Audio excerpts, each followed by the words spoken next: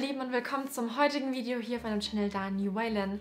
Heute gibt es mal wieder ein ganz winzig kleines, kurz und bündiges Q&A-Video zu den Fragen, die in den letzten paar Monaten, in denen ich ja mehr inaktiv als aktiv war, so gestellt worden sind.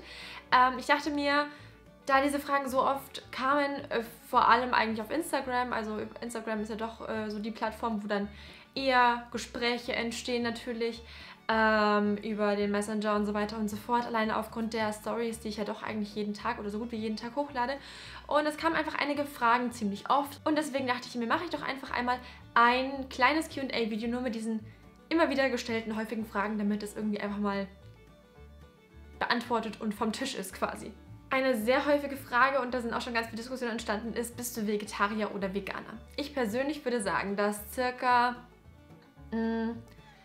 50 bis 60% meines Essverhaltens vegetarisch ist. 30 bis 40% vegan und 10% dann mit tierischen, also Fleischprodukten, nicht mit tierischen Produkten, mit Fleischprodukten. Es ist im Endeffekt so, ich selber kaufe für mich gar kein Fleisch mehr, schon seit sehr vielen Monaten jetzt. Also das, was ich tagtäglich esse, ist eigentlich immer ohne Fleisch. Einfach weil ich es nicht brauche und weil ich der festen Überzeugung bin, wenn jeder Mensch auf der Welt seinen Fleischkonsum einfach etwas kontrollierter angehen würde und einfach etwas mehr darauf verzichten würde, weil es einfach nicht sein muss, dass man jeden Tag und zu jeder Mahlzeit irgendwas mit Fleisch isst. Es reicht auch völlig, das einmal die Woche oder einmal alle 2 Wochen oder sowas irgendwas mit Fleisch zu essen und dafür was wirklich qualitativ Hochwertiges, wo auch das Tier einfach ein schönes Leben hatte und nicht in einer irgendwie Massentierhaltung in einem Engstall zusammengepfercht unter absolut lebensunwürdigen Bedingungen gehalten wurde. Und ja, also das finde ich, sollte einfach jeder Mensch irgendwie mal angehen. Ob es jemals so weit kommen wird, dass das Leute wirklich tun, ist die andere Frage.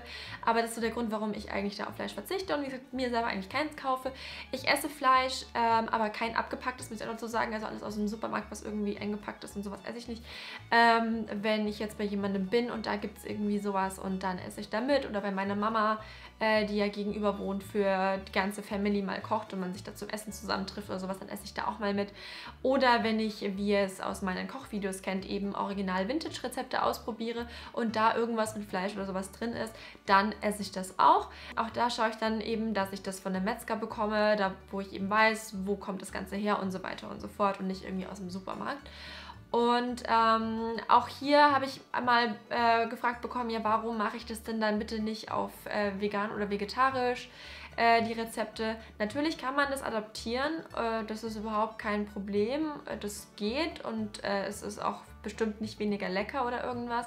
Es ist aber eben nicht der Sinn meiner Kochvideos mit diesen originalen Vintage-Rezepten, die zu adaptieren in die heutige Zeit, und ich möchte wirklich 1:1 das so von diesen Rezepten nachkochen, wie es eben da gemacht worden ist und dann das eben probieren, wie das geschmeckt hat. Und wenn ich es irgendwie adaptiere und anfange zu verändern, ist es ja eben nicht mehr so, wie es eigentlich war. Und es ist ja nicht so, als ob ich dann jeden Tag so das essen würde. Das ist auch so ein Grund, warum ich sehr selten eigentlich diese Videos gedreht habe, weil ich halt extra Sachen kaufen muss, die ich jetzt so nicht kaufen würde vielleicht und die natürlich auch dann verwerten muss, wenn das Sachen sind, da wo man nur ein bisschen was davon braucht oder so. Nichtsdestotrotz, ich bin kein Fan von diesen Labeln, irgendwie sich so einen Stempel auf die Stirn drücken, Vegetarier, Veganer, Fleischfresser. Ich bin einfach für bewusste Ernährung und dafür objektiv alles abzuscannen um einen rum, was so passiert und dann dementsprechend mit seinem Essverhalten darauf zu reagieren. Ich wurde in letzter Zeit ganz häufig danach gefragt, welchen Lippenstift ich eigentlich auf meinen Fotos und in den Videos und sowas trage. Ich wechsle mich da immer ab. Manche von euch wissen es ja, ich habe eine Playlist hier auf meinem Channel, wo ich verschiedene Lippenstifte ausprobiere, auf der Suche nach dem perfekten Lippenstift, der, und das sind die Kriterien, super lange anhält, also sich nicht zerstören lässt von Essen oder sonst irgendwas, der am besten tierversuchsfrei und vielleicht sogar vegan ist. Und das ist irgendwie schwierig, weil gefühlt ist es anscheinend nicht möglich, einen veganen, tierversuchsfreien Lippenstift zu finden, der das kann. Aber ich habe dementsprechend halt super viele solche Lippenstifte zu Hause und benutze die natürlich auch. Mein Dauerbrenner ist aber leider der Maybelline New York Superstay Matte Ink. Das ist dieser viereckige Lippenstift und den habe ich halt auch dementsprechend in super vielen verschiedenen Farben, weil ich bin halt ein Mensch, ich trage wirklich sehr gerne und sehr oft und viel Lippenstift in meinem Alltag, wo er alles aushalten muss, und das tut dieser Lippenstift, und in verschiedenen Nude und Rot und Lila Tönen und Pink und was weiß ich denn. Und die Farbe, die ich aber am häufigsten trage, ist die Nummer 20. Das ist so ein richtig schönes Rot. Es ist nicht so dunkel, es hat aber auch keinen orangenen Unterton, sondern es ist einfach ein schönes Rot. Ganz witzige Frage, die ich irgendwie so leicht absurd fand, war, kann man dich in echt treffen? Natürlich immer gerne, wenn ihr mal in München seid oder so, dann sagt einfach Bescheid. Natürlich, ich bin jetzt auch nicht den ganzen Tag zu Hause und warte darauf, dass irgendjemand sagt, hey, ich bin in der Stadt, können wir uns treffen. Aber wenn man mir das frühzeitig sagt und ich in dem Zeitraum auch da bin und Zeit habe, dann treffe ich mich super gerne mit Leuten, und auch wenn ich weggehe und man erkennt mich, darf man mich ansprechen. Also das war irgendwie auch schon so jetzt ein paar Mal irgendwie so ein Ding. Ich freue mich da immer total drauf. Also ja, natürlich. Da ich ja vor gut einem Monat mir meinen Oberschenkel habe tätowieren lassen, das ist noch nicht ganz fertig, kam auch vermehrt die Frage, warum denn bitte eine Vintage-Krankenschwester? Und eben, ob das irgendwie eine Bedeutung hat. Das hat für mich eine Bedeutung. Das ist für mich ein Tattoo, auf das ich jetzt mehrere Jahre lang gewartet habe. Es ist eine Art Lebensabschnittsabschluss-Tattoo.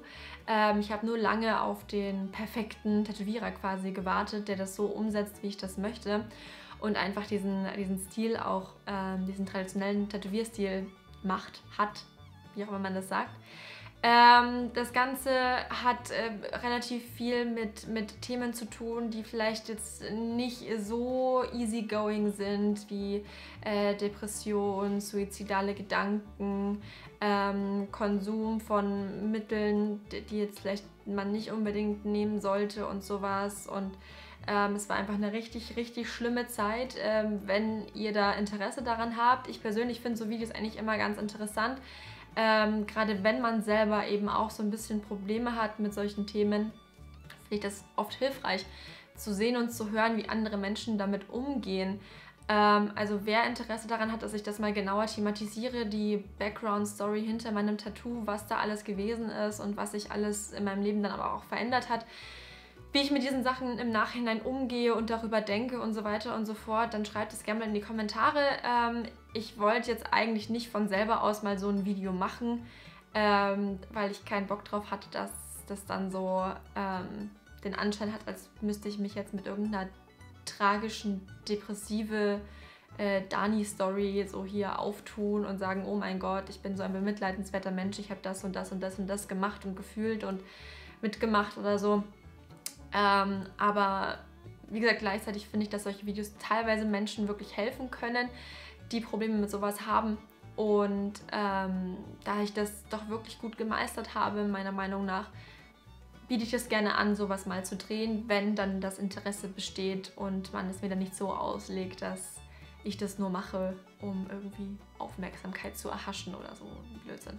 Letztendlich ist das Tattoo dann deswegen eine Vintage-Krankenschwester, weil für mich quasi der Neustart, einen neuen Abschnitt meines Lebens, meine Ausbildung zum medizinischen Fachangestellten war, die ich dann auch eben abgeschlossen habe. Das war das erste Mal in meinem Leben, dass ich was wirklich gut hinbekommen und geschafft und abgeschlossen habe und ich dann auch so richtig stolz irgendwie auf mich war. Und das war einfach so ein Wendepunkt in meinem Leben tatsächlich, wo ich dann vieles anders gemacht habe und so weiter. Und deswegen eine Krankenschwester. Die Frage, siehst du immer so aus, finde ich immer so ein bisschen, ja, nein, ich sehe nicht immer so aus. Einmal habe ich einen Job, das habe ich auch schon mehrmals gesagt, in dem ich eine feste Uniform quasi tragen muss. In einem 4-Sterne-Hotel an der Rezeption ist das so. Und also ich trage zwar meistens, also Make-up trage ich immer, mal mehr, mal weniger. Das ist auch dort so. Haare sind meistens jetzt nicht wirklich arg hergerichtet, einfach weil ich finde, dass es einfach nicht so wirkt, wenn ich jetzt Vintage-inspiriert gestylte Haare habe und dann aber eben, ja, dieses Uniform-Outfit anhabe. Es sieht irgendwie komisch aus. Außerdem sitze ich viel am PC und schreibe viel und wenn dann Haare ins Gesicht hängen, das stört mich dann. Und es gibt einfach auch Tage, da habe ich einfach auch irgendwie keine Lust. Also oder habe viel mehr Lust auf relativ modernes, großes, krasses Make-up und sowas. Und dann sind die Klamotten eher basic. Das heißt dann einfach nur eine Hose und ein Oberteil und dazu vielleicht irgendein auffälliger Cardigan oder sowas oder halt wirklich nur ein Sweatshirt. Aber an diesen Tagen trage ich eigentlich immer krasses Make-up, Lippenstift, viel Lidschatten, viel bunter Lidschatten und da sind dann die Haare auch eigentlich nicht wirklich gestylt, einfach nur glatt oder irgendwie zusammengewurschtelt. Auch solche Tage habe ich einfach, aber wenn ich es mir aussuchen könnte, würde ich wirklich gerne überwiegend eigentlich so aussehen, wie ich aussehe jetzt gerade. Es ist einfach oft so ein Zeitfaktor und eben mit der Arbeit nicht möglich.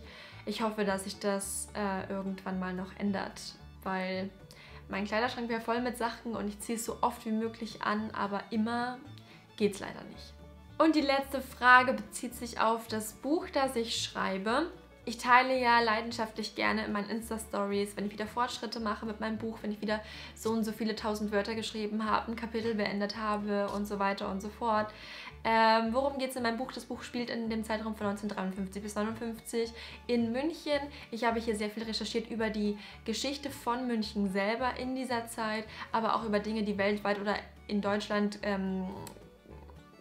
gewesen sind, in diesem Zeitraum passiert sind und verknüpfe das mit den Lebensgeschichten einiger verschiedener Personen.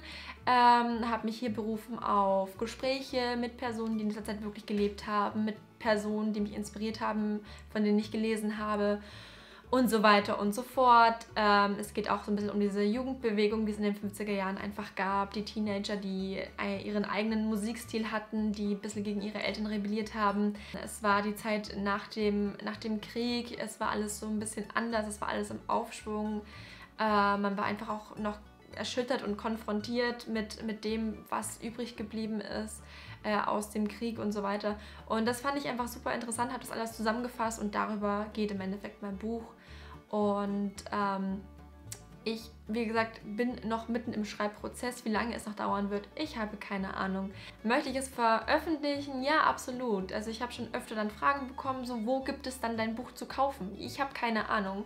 Denn das Erste, was ich dann machen muss, wenn es fertig ist, ist erstmal schauen, ob es überhaupt einen Verlag gibt, der sagt, okay, cool, wir wollen das verlegen, veröffentlichen. Oder ob ich das irgendwie selber in die Hand nehmen muss. Ich bin auch dann noch relativ unwissend, wie das Ganze im Endeffekt wirklich abläuft und wie man sowas macht.